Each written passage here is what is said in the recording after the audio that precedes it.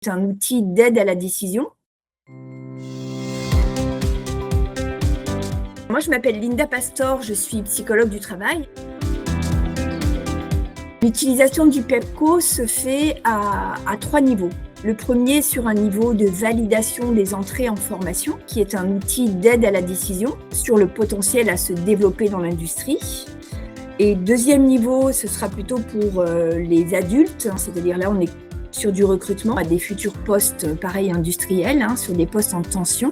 Et troisième niveau, c'est un outil d'accompagnement, de détection des dysfonctionnements ou des problèmes de méthodologie cognitive pour accompagner l'apprenant, jeune ou moins jeune, dans sa méthodologie de développement des compétences.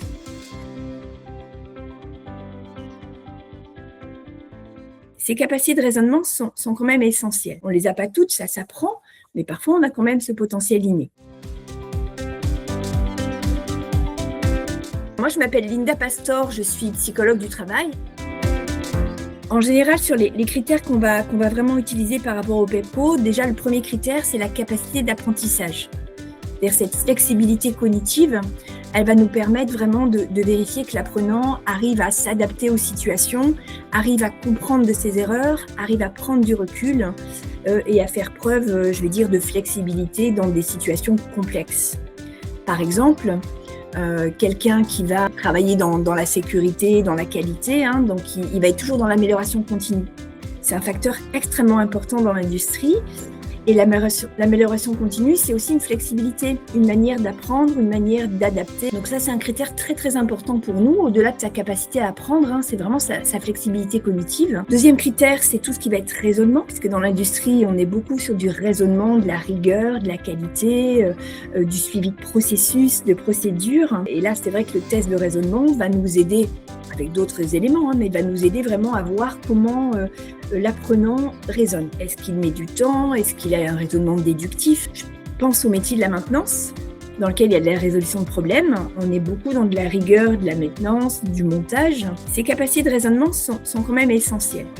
On ne les a pas toutes, ça s'apprend, mais parfois on a quand même ce potentiel inné. Ensuite, je vais corréler la mémoire et la compréhension du langage, qui sont deux éléments importants, qui sont aujourd'hui deux critères qui décroissent chez nos jeunes, notamment, parce que c'est des critères qu'ils n'utilisent plus énormément. La mémoire est un muscle. Donc là, c'est souvent des critères qui vont montrer des dysfonctionnements dans leur méthode d'apprentissage, parce qu'ils n'ont pas connecté ces éléments-là tout au long de leur jeune carrière pour l'instant, leur jeune scolarité, je vais dire.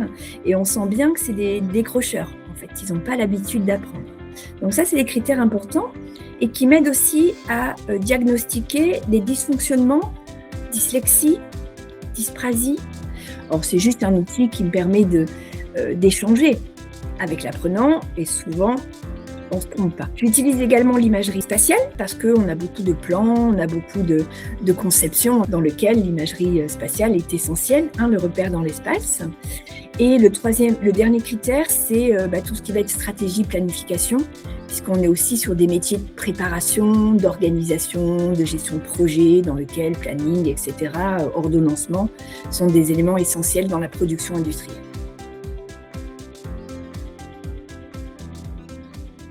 C'est un outil vraiment qui va nous donner la possibilité d'accepter un candidat et de l'aider à se développer. Moi, je m'appelle Linda Pastor, je suis psychologue du travail. L'outil cognitif et le PEPCO vraiment répond à mes attentes dans le sens où on a souvent des jeunes qui n'ont pas d'expérience professionnelle, qui ont un parcours scolaire un petit peu chaotique, et cet outil permet de se révéler, ou pas, mais généralement de se révéler, et on se dit, au lieu d'un dossier scolaire pas très glorieux, sans expérience professionnelle, c'est un outil vraiment qui va nous donner possibilité d'accepter un candidat et de l'aider à se développer.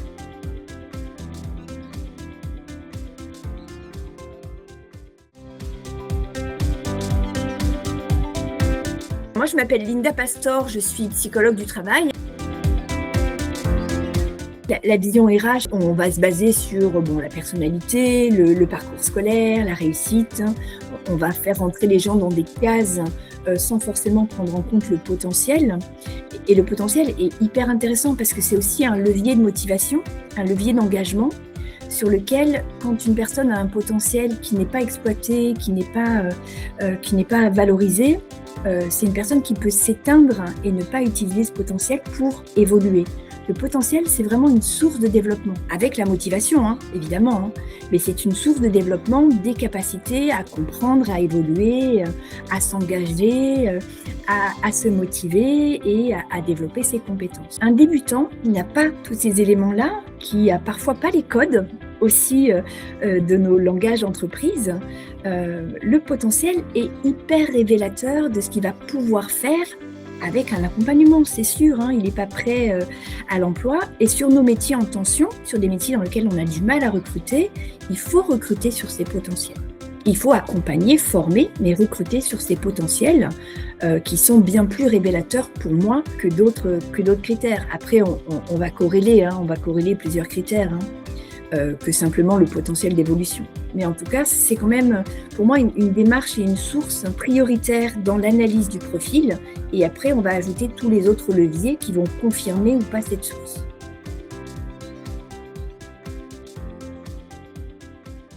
Ah, mais je suis pas si bête en fait. Je dis, bah non, t'es pas bête. T'es loin d'être bête, au contraire. Moi, je m'appelle Linda Pastor, je suis psychologue du travail. Aujourd'hui, les critères de recrutement, on est beaucoup basé sur le savoir-être. C'est la première chose, c'est l'un des critères essentiels et je le comprends. Le potentiel est aussi un élément essentiel. On parle aussi de dextérité, d'aptitude, donc on va rajouter des mises en situation. Mais parfois, ce potentiel, cette capacité à pouvoir rapidement s'adapter à un poste, rapidement faire preuve de rigueur, d'analyse, etc., c'est essentiel. Et ne serait-ce que de comprendre que malgré que notre scolarité nous a dit qu'on était un peu les rebuts scolaires, en se rendant compte qu'on fait un potentiel cognitif, et parfois j'ai des jeunes qui me disent « Ah mais je suis pas si bête en fait ». Je dis « Bah non, t'es pas bête ». T'es loin d'être bête, au contraire. Mais voilà, tu peux gâcher ton potentiel alors que le potentiel est là parce que tu ne sais pas l'exploiter.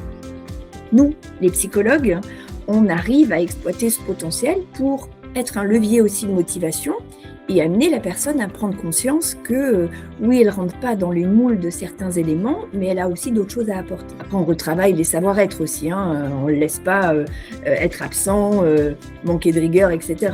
Mais oui, le fait de prendre conscience qu'on a du potentiel, c'est parfois un levier.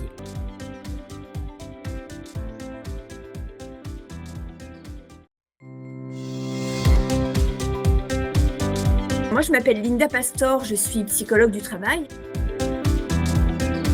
C'est vrai que chaque année, on se pose la question, chaque année, on refait un petit REX, un retour d'expérience sur nos positionnements, nos outils. Donc, on repense à d'autres outils, on rechoisit d'autres outils académiques, etc. Et chaque année, pour nous, le PEPCO est essentiel. Donc, chaque année, c'est vraiment un outil qu'on ne veut pas éliminer parce que c'est un outil porteur qui nous accompagne, qui nous aide dans la décision sur du recrutement, du positionnement, de l'accompagnement, de la révélation du potentiel et nous aide nous-mêmes à prendre une décision, nous aide à argumenter certaines décisions pour les RH, pour les formateurs, pour les enseignants. Et c'est vraiment un outil qui va nous permettre d'avoir une vision assez globale.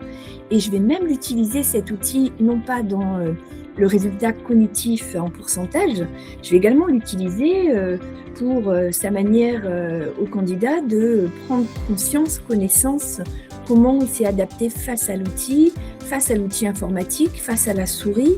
C'est vraiment un outil qui nous permet d'avoir une vision extrêmement globale, pertinente, corrélée à plein d'autres outils, mais qui pour nous aujourd'hui est essentiel. Et je pense que si demain on m'enlève l'outil, je vais être très frustrée et je ne sais pas quel outil pourra le remplacer parce que je me dis c'est vraiment une démarche pertinente sur plein de critères intéressants et essentiels dans nos métiers industriels.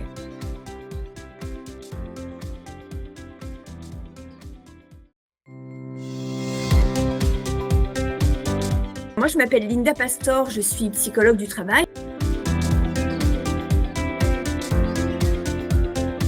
Pour moi, c'est vraiment un outil important et essentiel et pour mon équipe également, parce que je dirige une équipe de consultantes qui utilisent le PEPCO. Ce que j'aime bien aussi dans le PEPCO, c'est que, et c'est aussi un critère qui a été important pour moi, c'est que nous, on a été formés au PEPCO. Et ce que j'ai beaucoup apprécié aussi avec votre entreprise, c'est que vous m'avez laissé la possibilité de former les équipes sans obliger à les reformer sur des éléments. Donc cette confiance que vous m'avez accordée également sans m'obliger à former toutes mes équipes à chaque fois que j'ai une nouvelle, ouais, c'est aussi un facteur qui pour moi est pertinent.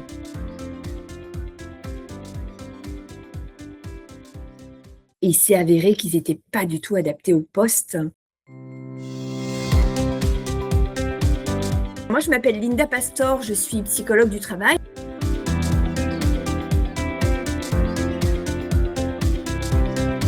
J'ai eu des cas concrets de personnes qui voulaient se réorienter vers l'aéronautique.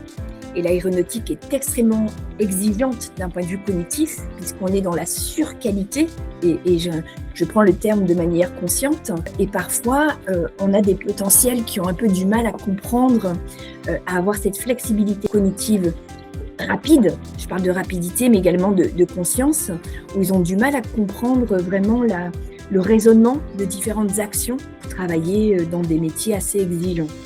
Je pense par exemple à un métier d'opérateur composite à haute performance, c'est bien ce qu'on donne. Dans ce côté composite à haute performance, il y a tout un schéma cognitif qui va demander un raisonnement quand même rapide, complexe, très qualitatif, hyper rigoureux, où les personnes ont, s'ils n'ont pas cette flexibilité, ils vont rester des exécutants à faire les choses sans avoir cette capacité d'amélioration continue, de prise en compte du contexte, de l'environnement et d'adapter, on parle de facteurs humains dans l'industrie et l'aéronautique, et d'adapter cette compréhension du système pour pouvoir réajuster un peu les dysfonctionnements. Donc, on a eu des cas concrets où le test cognitif révélait certaines limites. Malgré ça, on les a pris parce qu'on a validé ces candidats parce qu'on avait besoin de recruter sur ce type de métier. Et il s'est avéré qu'ils n'étaient pas du tout adaptés au poste. Sur certaines parties du poste, ça marchait très très bien. Sur d'autres parties du poste, dès qu'il y avait un peu plus de complexité, c'était très compliqué. Un, ils n'ont pas eu l'examen. Deux, j'en ai deux, et ce n'était pas une question de savoir-être. C'est vraiment une question cognitive. Et deux, ils n'ont pas été recrutés au poste. Alors il y avait une personne de moins de 20 ans et une personne de 48, 49 ans. Donc c'est vraiment sur deux métiers différents, composite et l'autre en montage câblage.